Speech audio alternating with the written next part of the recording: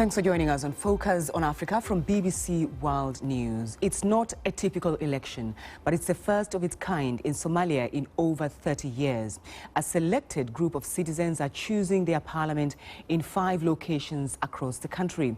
Once parliament is formed, they will then elect a new president. Focus on Africa's Mohammud Ali reports.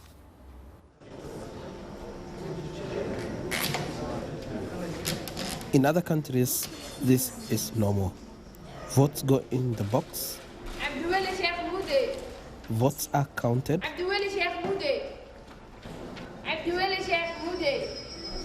The winner is declared. But this is Somalia, a country that has not known stability for almost 3 decades.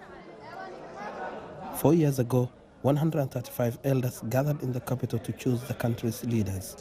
Now they have chosen groups of citizens in major cities across the country to elect their members of parliament. There is a strict quota for the number of women meant to take part in this process, and many are delighted to do so. Oh my God, I'm very excited.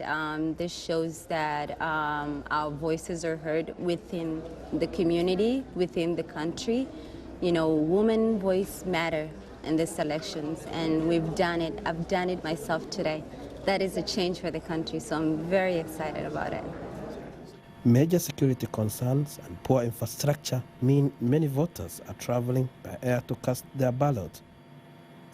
It's not one person, one vote, but over 14,000 people are casting their ballots across the country. Arranging this is a huge logistical challenge. Here in Kismayu, southern Somalia, successful candidates and their relatives are grateful for the efforts. But the vote has not been without controversy. All these things. And at times even fights. They have the right to see. They have the right to see. Don't hold them. Not to go. You're talking in front of the media. Let us send you there. Critics have gone as far as to say the process could be discredited by widespread reports of intimidation and corruption. We are receiving reports that some seats have even attracted a bribe of more than $500,000. That's only one seat. We blame the way the whole thing was organized. There was no preparation, there are no laws. It was rushed. Imagine how many schools, how many hospitals that money could have built in those areas. The United Nations has spent millions of dollars to support this election, despite the fact that not everyone is voting. Somalia doesn't have a voter registry, it doesn't have a national ID system, it doesn't have a fully capacitated court system. There's also a security situation. So it needs to be judged by the standards that are actually, I think, possible.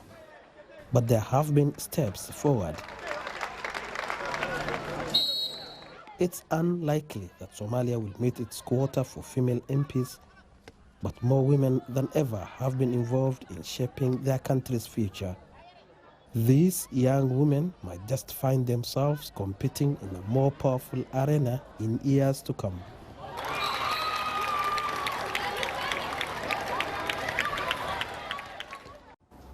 That's the BBC.